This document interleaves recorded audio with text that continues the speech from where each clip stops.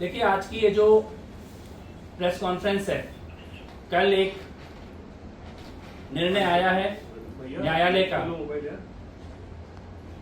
का एक निर्णय है, बहुप्रतीक्षित निर्णय था। 6 साल से हम इस निर्णय की प्रतीक्षा कर रहे थे। 2020 में दिल्ली दंगों के दौरान एक नौजवान आईबी ऑफिसर, निरपराध, बेगुनाह, निशस्त्र, जो कि केवल अपने घर से कुछ सामान लेने के लिए निकला था, मुस्कुराता हुआ चेहरा, मासूम अंकित शर्मा, उसको खींचकर ताहिर हुसैन के घर में ले जाया गया। और ले जाने के बाद जो रिपोर्ट आई है, पोस्टमार्टम की रिपोर्ट, ये बताती है कि 51 बार अंकित शर्मा जी को चाकुओं से गोदा गया।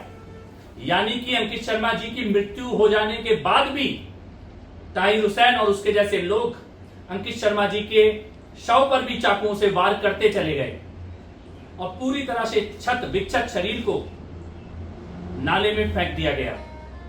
2 दिन लगे ढूंढने में और 2 दिन के बाद उस नाले से अंकित शर्मा जी का शव, वो हाथ में रस्सी बांधकर जब निकाला गया, वो दर्दनाक और पीड़ादायक दृश्य पूरे देश ने देखा है। मुझे नहीं लगता ऐसा कोई भी इंसान होगा जिसकी आंखों में आंसू नहीं आ गए होंगे उस दृश्य को देखकर। ताहिर हुसैन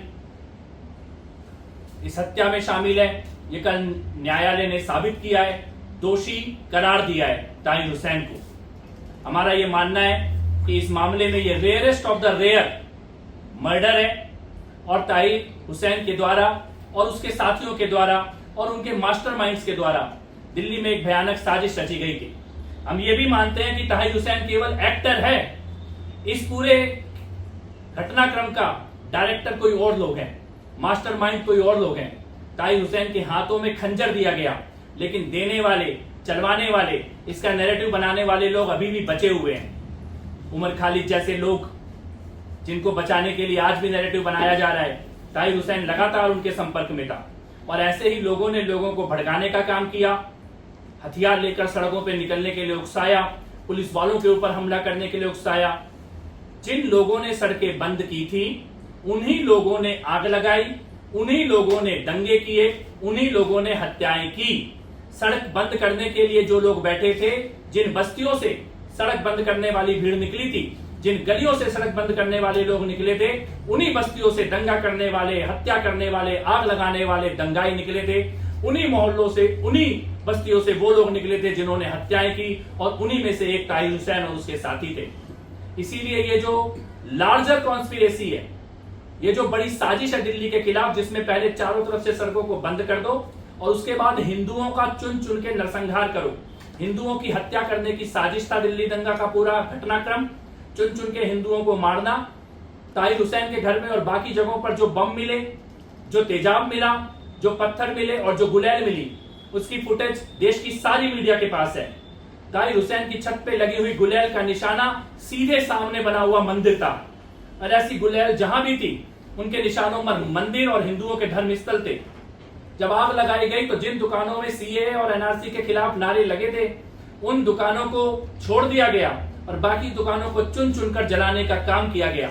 हिंदू व्यापारियों के व्यापारिक प्रतिष्ठानों पर हमले किए गए और उनको जलाया गया। साजिश ये थी कि पहले सड़कों को बंद किया जाए, फिर चुन चुन के हिंदुओं का नरसंहार किया जाए और उसके बाद मजबूर करके हिंदुओं को इस क्षेत्र से पलायन के लिए मजबूर किया जाए। उस साजिश का एक घटनाक्रम था अंकित शर्मा जी का जो हत्या की गई, जो मर्डर हुआ, जिसका दोषी कल ताहिर हुसैन को करार दिया गया है। लेकिन इस मामले में और भी लोग शामिल हैं, वो लोग जो आज भी उमर खालिद को बचाने का काम करते हैं, वो लोग जो ताहिर हुसैन को अभी तक बचाने की कोशिश कर रहे थे। ऐसे विचारक, ऐसे लेखक, ऐसे पत्रकार, ऐसे वकील और ऐसे इंटरनेशनल बहुत सारे एक्टिविस्ट और एनजीओ हैं जिन्होंने इस दिल्ली दंगों को पूरी तरह से इसका रंग बदलने का, इसका सच छुपाने का पाप किया है। तो आज मैं ये कहना चाहता हूं, हम सबकी तरफ से ये कहना चाहता हूं, दिल्ली वालों की तरफ से, देश की तरफ से, कि ये अभी केवल एक्टर पकड़ा गया है। अभी इस पूरे दंगों के जो मास्टरमाइंड हैं, जो डायरेक्टर हैं, उनका अभी उनके साथ न्याय होना बाकी है और कुछ न्याय कोर्ट में होंगे, कुछ न्याय न्यायालय में होंगे और कुछ न्याय ईश्वर की अदालत में भी होंगे, क्योंकि इतना बड़ा पाप दिल्ली के साथ किया गया है, इसका न्याय अभी पूरा होना बाकी है। आज मैं कुछ सवाल पूछना चाहता हूं अपने आप को। आज जो सनातनी बनने का, सुंदरकांड पढ़ने का ढोंग लगा के जो रंगे हुए सियार घूम रहे हैं, मैं आज उनसे यह सवाल पूछना चाहता हूं कि उस वक्त आपकी सरकार थी, केजरीवाल जी, मनीष सिसोदिया जी, आज पूरी दिल्ली जानती है कि सड़कों को बंद करके हिंदुओं का नरसंहार करने का योजना बनाई गई, प्लान किया गया, तब आपने और आपके उप मुख्यमंत्री ने क्यों सड़कों के बंद करने वाले का समर्थन किया? केजरीवाल के, मनीष सिसोदिया के, संजय सिंह के हाथ हिंदुओं के खून से रंगे हुए हैं। उनके हाथों में हिंदुओं का बेगुनाह, मासूम, निरपराध, निशस्त्र अंकित शर्मा जैसे हिंदुओं का खून केजरीवाल, मनीष सिसोदिया और संजय सिंह के हाथ में है। क्योंकि ऑन रिकॉर्ड है, संजय सिंह ने बार बार 27 फरवरी, 28 फरवरी और मार्च के पहले हफ्ते में ताहिर हुसैन को बेगुनाह कहने का पाप किया। मीडिया में आकर संजय सिंह ने बार बार इंटरव्यू दिए कि ताहिर हुसैन उनके संपर्क में था और ताहिर हुसैन बेगुनाह है। मैं ये पूछना चाहता हूं कि क्या जब ताहिर हुसैन अंकित शर्मा जी को चाकुओं से मार रहा था तो उसके बीच में वो संजय सिंह को फोन कर रहा था? क्या वो संजय सिंह के साथ फोन पे संपर्क में था? क्या संजय सिंह ताहिर हुसैन को बेगुनाह इसलिए साबित करना चाहते थे क्योंकि इस अपराध में डायरेक्टली इनडायरेक्टली कहीं ना कहीं संजय सिंह जैसे लोग भी शामिल हैं, सिसोदिया और केजरीवाल जैसे लोग भी शामिल हैं? आखिर क्यों अरविंद केजरीवाल मुख्यमंत्री के तौर पर उनके मुंह से एक शब्द नहीं निकला अंकित शर्मा जी की हत्या के खिलाफ, एक बयान नहीं दिया उन्होंने? पूरी केजरीवाल सरकार का कोई मंत्री किसी भी हिंदू पीड़ित के घर में मिलने के लिए नहीं गया, उनको न्याय देने के लिए नहीं गया। ये सवाल है जो आज दिल्ली और देश की जनता पूछ रही है कि जो हिंदुओं के बच्चे मारे गए, जिनकी दुकानें जलाई गई, जिनको गोली लगी, जिनको पत्थर लगे, जिनके रिक्शे जले, जिनका व्यापार नष्ट हुआ, जिनके स्कूल बच्चों को स्कूल आने जाने से रोका गया, जिनको बीमारों को अस्पताल जाने से रोका गया, जिनकी सड़कें बंद कर दी गई, उनके समर्थन में केजरीवाल, सिसोदिया, संजय सिंह, आम आदमी पार्टी का कोई भी आदमी क्यों नहीं आया सड़क खुलवाने के लिए? क्यों नहीं आया इस अपराध को रोकने के लिए? क्यों नहीं आया इस साजिश को रुकवाने के लिए? क्यों आपकी आंखों में आंसू नहीं आए अंकित शर्मा जी की हत्या पर? क्यों आपके मुंह से दो शब्द नहीं निकले जब आप सरकार में बैठे थे? दो शब्द आप नहीं बोल पाए इस तरह की हत्याओं के खिलाफ, इन दंगों के खिलाफ?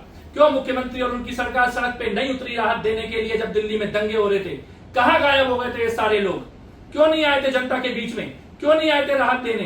दिल्ली सरकार ने जो राहत का काम किया वो खाली कुछ खास मुस्लिम बस्तियों में राहत के कैंप लगाए गए।